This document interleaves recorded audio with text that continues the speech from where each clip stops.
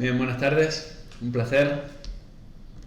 Para los que no tengo el gusto de conocer personalmente, mi nombre es Antonio Cárdenas, soy médico especialista en medicina intensiva y profesor del Departamento de Medicina de la Universidad de Granada. En primer lugar, me gustaría agradecer a Miriada X la oportunidad que nos brinda para compartir esta experiencia con todos los presentes.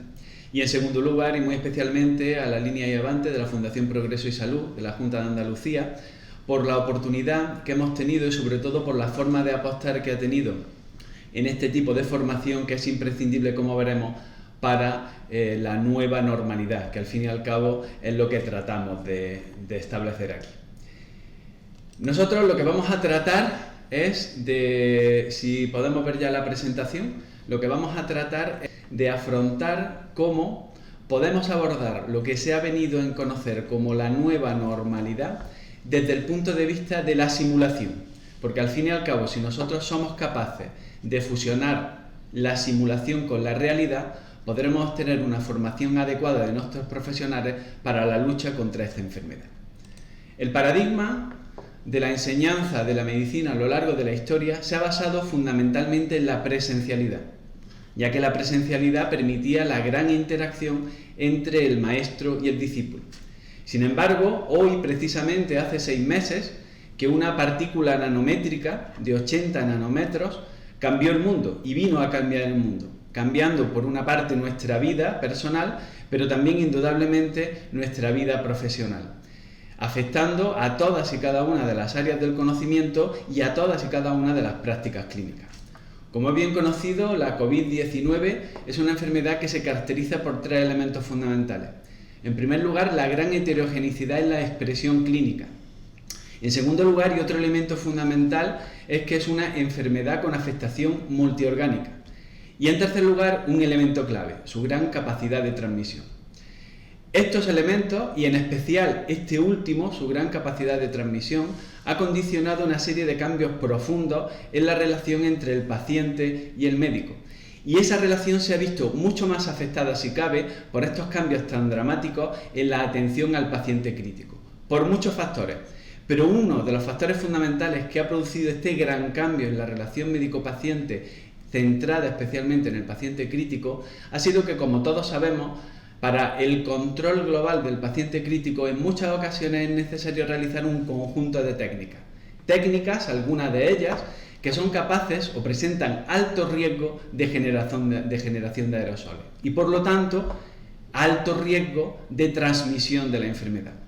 Por lo tanto, esta circunstancia especial ha condicionado un cambio tan profundo en la relación que incluso técnicas convencionales para, por ejemplo, el aislamiento de la vía aérea de los pacientes críticos que llevábamos utilizando como estándar de oro comparativo desde hace casi 2 siglos, como era la intubación orotraqueal mediante la laringoscopia directa, en un espacio de tiempo relativamente corto, pues prácticamente ha tenido que desaparecer.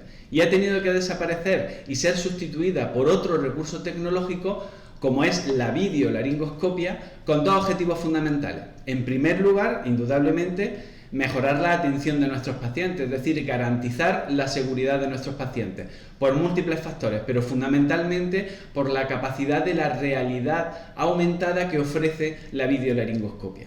Pero paralelamente a este aumento en la seguridad de la atención a nuestro paciente, esta técnica nos permite también claramente mejorar la seguridad de los profesionales que participan en la atención a nuestros pacientes. Fundamentalmente porque la videolaringoscopia permite marcar una distancia de seguridad entre el paciente y el profesional, entre el paciente y el reanimador. Y por lo tanto, algo pues que prácticamente hace 6 meses era inviable, es decir, que la técnica que ha sido durante siglos el estándar de oro comparativo para la intubación orotraqueal de los pacientes críticos, pues no vamos a decir que desapareciera, pero sí que fuera sustituida, en el momento actual es toda una realidad.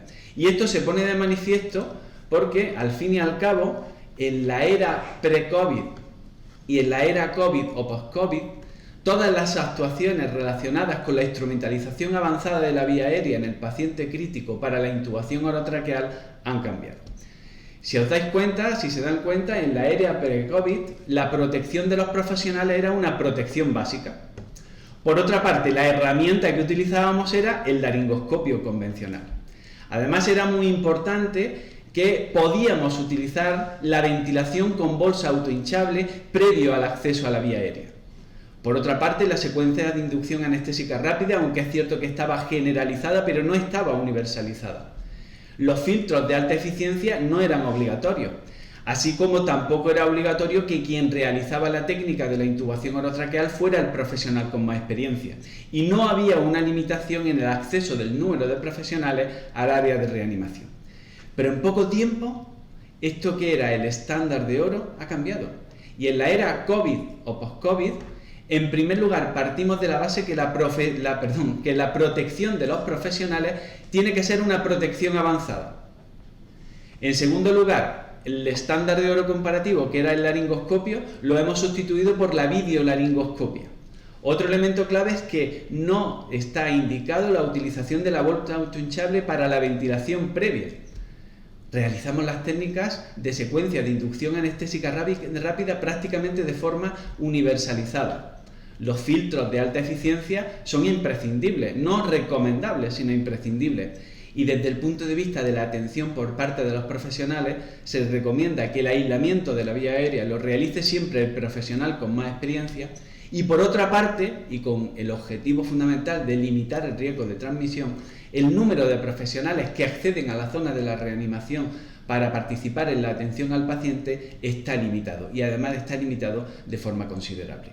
Como pueden darse cuenta, en 6 meses ha cambiado, y ha cambiado no solo las actuaciones, sino incluso el paradigma de actuación ante una atención tan sumamente frecuente en el paciente crítico como es la instrumentalización avanzada de la vía aérea, es decir, la intubación orotraqueal. Y esto se pone de manifiesto de forma muy especial si tenemos en cuenta esta situación. Si se dan cuenta, esta sería la instrumentalización de la vía aérea mediante intubación orotraqueal en el paciente y en la era pre-COVID. Si se dan cuenta, hay menos de 15 centímetros de distancia entre el paciente y el reanimador. Además, si se dan cuenta, la protección del reanimador es una protección básica. Se está utilizando la laringoscopia convencional. En ningún lado aparecen filtros de alta eficiencia. Sin embargo, 6 meses más tarde, nos encontramos ante el aislamiento de la vía aérea de un paciente no con sospecha, sino que por infección confirmada por coronavirus, es decir, expresando desde el punto de vista clínico una insuficiencia respiratoria aguda dentro de la COVID-19. Para empezar, si se dan cuenta, la protección de los profesionales es protección de alto nivel. Hay una gran diferencia. En segundo lugar, y un elemento muy importante, no estamos utilizando bolsa autohinchable. Estamos haciendo la secuencia de inducción anestésica rápida con lo que se conoce como oxigenoterapia amnéusica. Por otra parte, el laringoscopio no está presente. Nosotros vamos a utilizar, como ya ven aquí en mi mano derecha, el sistema de videolaringoscopia, que me va a permitir, entre otros elementos, no solo facilitar la técnica, sino facilitar también la prevención de la transmisión, porque no voy a tener que colocarme próximo a la vía aérea del paciente. Los filtros de alta eficiencia son imprescindibles. Aunque esté mal en decirlo, está realizando la técnica el profesional que en esos momentos tenía más experiencia, también es importante. Y hay una limitación en el número de profesionales que acceden al BOS de reanimación. En este caso, habitualmente se suele recomendar solo 2 profesionales. Concretamente en esta situación, al tratarse de una vía aérea difícil por la clasificación de Mallampati, optamos en introducir 3 profesionales. El que está a la cabecera del paciente, que es el médico especialista en medicina intensiva, y 2 profesionales de enfermería que van a trabajar, uno específicamente en la secuencia de inducción anestésica y otro ayudando para el mantenimiento de la vía aérea. Por lo tanto, dense cuenta que en un periodo de tiempo relativamente corto, hemos cambiado el paradigma de una técnica tan sumamente importante y trascendente para el manejo de cualquier paciente crítico y, por supuesto, del paciente COVID-19 como es la instrumentalización de la vía aérea. Y para finalizar este vídeo, si se dan cuenta, yo estoy accediendo perfectamente a la vía aérea del paciente sin que en ningún momento yo tenga que estar próximo al paciente. Con lo cual, obviamente, ese otro elemento fundamental que nos ofrecía la videolaringoscopia, que era la protección de los profesionales, aparece de forma clara. Tenemos que tener en cuenta que este cambio tan dramático y tan drástico que se ha producido en la práctica clínica y que lo hemos vivido de cerca todos los profesionales que hemos estado en primera línea para la lucha contra esta enfermedad, ha tenido que tener una traducción inmediata también a todos los aspectos académicos, porque las metodologías docentes clásicas no eran metodologías suficientemente potentes como para poder realizar una formación adecuada de nuestros profesionales para poder abordar esta enfermedad. Y hemos tenido la enorme suerte de tener una amplia experiencia en dos recursos metodológicos que se han puesto a la cabecera y se han puesto en primer lugar y en primer plano para facilitar ese proceso de enseñanza y aprendizaje de nuestros profesionales. Y esos dos recursos académicos, esos dos recursos metodológicos han sido indudablemente la combinación de la simulación escénica con la simulación robótica.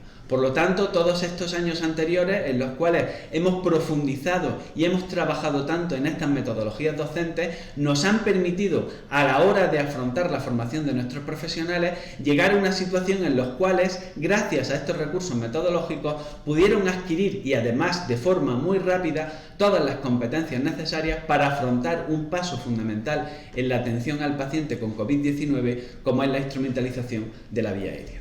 Por este motivo les presentamos a continuación un vídeo que grabamos en las instalaciones de IAVAT de Granada, en el CEMAD, donde se pone de manifiesto la importancia que supone la instrumentalización de la vía aérea mediante el empleo de la combinación de la simulación escénica y la simulación robótica. Y es lo que vamos a ver a continuación. Si se dan cuenta, estamos en un bot de reanimación, los profesionales están protegidos con el nivel máximo de protección, overol, gafas específicas, guantes y doble guantes de nitrilo, gafas de policarbonato, y además existe una protección, como pueden ver, entre el profesional que está trabajando en la vía aérea del paciente y el propio paciente. En este caso estamos utilizando un videolaringoscopio de un solo uso y portátil, porque en muchas ocasiones sabemos que el aislamiento de la vía aérea del paciente puede hacerse fuera de las áreas de cuidados críticos y por lo tanto es muy difícil transportar un videolaringoscopio convencional y utilizamos un videolaringoscopio portátil. Y si se dan cuenta, estamos haciendo la combinación perfecta de lo que supone la simulación escénica con la simulación robótica, con este robot de última generación, METI, que nos permite fundamentalmente poder acceder a todos y cada uno de los aspectos que se precisan para el entrenamiento de nuestros profesionales, en este caso concreto de la instrumentalización de la vía aérea o de cualquier otra de las múltiples actuaciones que se pueden realizar ante un paciente crítico, con la particularidad en este caso de ser un paciente crítico afectado por la COVID-19 que se ha expresado en forma de una insuficiencia respiratoria aguda que está precisando el aislamiento, la instrumentalización de la vía aérea. Por lo tanto, esta combinación de la simulación escénica con la simulación robótica ha permitido obtener un nivel elevado de capacitación y de competencia científico-técnica por parte de nuestros profesionales. Y creo que este es un vídeo muy demostrativo de cómo podemos actuar ante esta situación. Por lo tanto, y para resumir, si nosotros somos capaces, por un lado, me pasa al siguiente por favor, por un lado de aunar la simulación con la realidad, esta capacidad de aunar la simulación con la realidad nos va a permitir, por un lado, conseguir los objetivos académicos. Por otra parte, establecer un conjunto de normas, es decir, conseguir una normativización de las actuaciones a realizar. Nos va a facilitar el proceso de enseñanza-aprendizaje y, en último lugar, y no menos importante, nos va a facilitar un elemento clave y fundamental, que es mejorar la calidad asistencial que le estamos prestando a nuestros pacientes. El profesor Santiago Ramón y Cajal decía que no existen cuestiones agotadas. Lo que existen son hombres y mujeres agotados en las cuestiones. Afortunadamente, nuestros profesionales no han estado agotados en las cuestiones. Y esta combinación y esta fusión de la simulación con la realidad, gracias a la combinación de la simulación escénica y la simulación robótica, nos ha permitido realizar la formación de nuestros profesionales para que adquirieran las competencias básicas y avanzadas que nos han permitido luchar contra esta enfermedad, la COVID-19, producida por un monstruo nanométrico. Muchas gracias, ha sido un verdadero placer. Y a partir de este momento, pues quedo a su entera disposición para cualquier duda, pregunta, cuestión que quieran aportar. Muchas gracias. Sí, hay un bloque de preguntas relacionadas con la seguridad y la protección doblemente. Por una parte, lo que es la seguridad del profesional y lo que es la seguridad del paciente. Entonces, esa combinación podemos hacer un poquito más de... Claro, perfectamente. Esa es una de las claves. Obviamente la videolaringoscopia es una herramienta más. Y es una herramienta sobre la cual afortunadamente llevábamos trabajando mucho tiempo. Es cierto que no se había generalizado. Y es cierto que no se había generalizado porque inicialmente los expertos en esta materia sabrán que la videolaringoscopia inicialmente surgió como una alternativa a la intubación orotraqueal para lo que es conocido como vía aérea difícil. Sin embargo, yo tuve la oportunidad de participar hace 2 años aproximadamente en un estudio multicéntrico que partía de una hipótesis fundamental. Es muy difícil que si nosotros queremos utilizar una herramienta en situaciones tan críticas como es una vía aérea difícil, no la aprendamos previamente con una vía aérea convencional. Gracias a esa hipótesis, que así demostramos en el estudio que se publicó, lo que conseguimos fue que la videolaringoscopia se fuera introduciendo en la práctica clínica habitual y no solo de forma exclusiva para la vía aérea difícil, sino para la formación de los profesionales en la vía aérea. Por un lado, la videolaringoscopia tiene 2 elementos claves para la mejora de la atención y de la seguridad en el paciente crítico. El primero es la realidad aumentada. Indudablemente, no es lo mismo el espacio real que tú tienes a la hora de realizar una intubación orotraqueal que la realidad aumentada. Por ejemplo, en el videolaringoscopio que tenemos en mi unidad, nosotros tenemos un monitor de 30 pulgadas. Obviamente, esa realidad aumentada mejora de forma considerable la seguridad del paciente. ¿Por qué? Porque somos capaces de acceder a la vía aérea en el tiempo adecuado. Paralelamente, esta videolaringoscopia, concretamente, lo que ha utilizado es también una modificación estructural de la pala que se utiliza para la videolaringoscopia. Y eso es lo que hace que sea especialmente útil para las vías aéreas difíciles, porque al fin y al cabo la hiperconcavidad que establece esa pala específica que utilizamos para las vías hace que la aproximación sea mucho más anatómica y por lo tanto esos son los 2 elementos que garantizan la seguridad del paciente. Pero es que además la videolaringoscopia es un recurso fundamental que además desde prácticamente los primeros días la Organización Mundial de la Salud lo recomendaba, porque como han podido ver en el vídeo, la aproximación del profesional al paciente con enfermedad presente o confirmada pues prácticamente no se produce, porque yo ni siquiera tengo que aproximarme a la vía aérea del paciente, porque yo no visualizo directamente la vía aérea del paciente, yo visualizo la vía aérea aumentada con realidad aumentada del paciente. Así que eso me permite generar una distancia de seguridad y todos los presentes saben la trascendencia que tiene el mantener la distancia de seguridad con pacientes que tienen un alto riesgo de generación de aerosoles y por otro lado, como es lógico, un alto riesgo de transmisión. No es la única actuación en el paciente crítico que tiene riesgo de generación de aerosoles. Otra de las grandes técnicas es la traqueostomía, que nosotros particularmente en mi centro hemos diseñado una técnica específica que está limitando mucho la generación de aerosoles para esa técnica. Pero en el supuesto que nos atañe en el momento actual, que es la instrumentalización avanzada de la vía aérea, si tú eres capaz por esta técnica de generar una distancia de seguridad y lo combinas con todos los sistemas de protección avanzada para el paciente y para el profesional, obviamente limitas no mucho, sino muchísimo los riesgos. Doctor Cárdenas, nos están preguntando también si cree que habría que aprovechar este momento para extender las técnicas de simulación a todos los procesos de formación. Indudablemente, yo lo comentaba antes.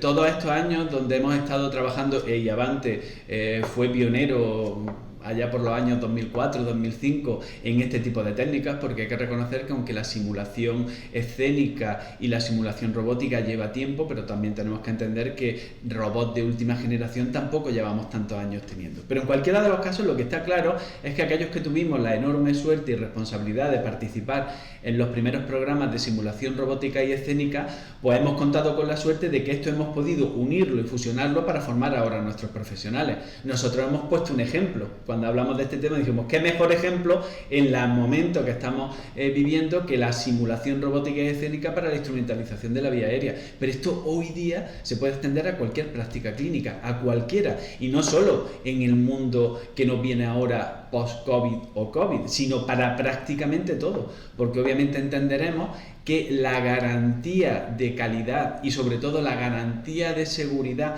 que le ofrecemos a un paciente nunca será igual si la técnica la ensayamos por primera vez con un paciente que si previamente tenemos una formación específica de esa técnica en concreto en un conjunto de simuladores robóticos que tenemos la enorme suerte de que pueden simular en el momento actual cualquier tipo de técnica. Por lo tanto, esto es algo que aún sin ser nuevo, porque obviamente todos los que conocen las técnicas y las metodologías docentes, ni la simulación escénica ni la simulación robótica la inventamos el año pasado, indudablemente, pero sí que es cierto que su combinación nos permite dar un salto de calidad inmenso a la hora de la formación de los profesionales para la capacitación de todo este tipo de técnicas, indudablemente. Y sobre todo, cuanto mayor sea el riesgo de la técnica, tanto para paciente como profesional, más impacto tendrá en la formación de los profesionales la combinación de lo que nosotros proponemos, que es la simulación escénica con la simulación robótica, indudablemente. Nos preguntan también si todo este cambio en procesos, procedimientos, no tan vertiginoso en estos últimos 6 meses como ha comentado, va acompañado también de una dotación de recursos suficientes bueno, para que en los centros hospitalarios y en los centros sobre todo y en la UCI, ¿no?, se puede hacer este abordaje. Efectivamente, obviamente yo en eso solo puedo hablar de mi experiencia. Yo me dedico a la medicina clínica práctica, yo no soy gestor, bueno, hace muchos años sí que lo fui, pero ahora estoy dedicado única y exclusivamente a la asistencia clínica, a la docencia y la investigación, y por lo tanto no soy gestor. Yo sé perfectamente, porque además esto ha sido algo que se ha hecho público. En el momento actual, los servicios centrales del Servicio Andaluz de Salud han hecho una compra masiva de videolaringoscopios, de forma que todas las unidades de cuidados intensivos de nuestro sistema público de salud tienen una dotación ahora mismo de estos dispositivos, lo cual indudablemente ha dado un salto de calidad imprescindible. Es cierto que algunos servicios como el nuestro, en el que yo trabajo, entiendan ustedes que yo siempre tengo que hacer referencia a mi servicio, nosotros veníamos trabajando hace muchos años ya con estos sistemas de videolaringoscopia, pero ahora concretamente hemos recibido una remesa porque es que tienen que tener en cuenta que el mundo ha cambiado.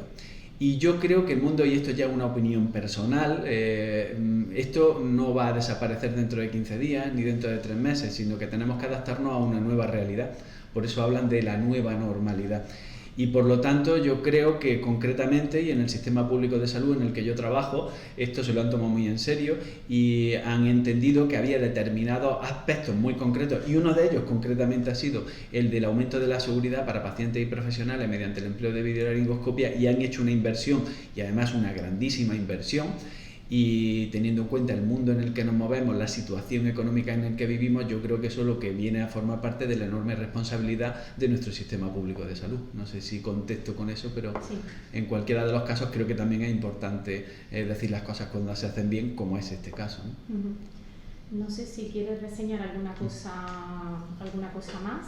Pues yo a la disposición. Yo prefiero contestar a las preguntas porque creo que hemos hecho una visión muy global, y sobre todo aquí la clave es la capacidad de adaptación, ¿no? Yo creo, Jean Piaget decía que la inteligencia se puede medir perfectamente por la capacidad de adaptación, y si eso es así, indudablemente los profesionales del sistema público de Andaluz están en el grupo de los inteligentes, porque la capacidad de adaptación que han tenido para la lucha contra esta dramática enfermedad ha sido infinita.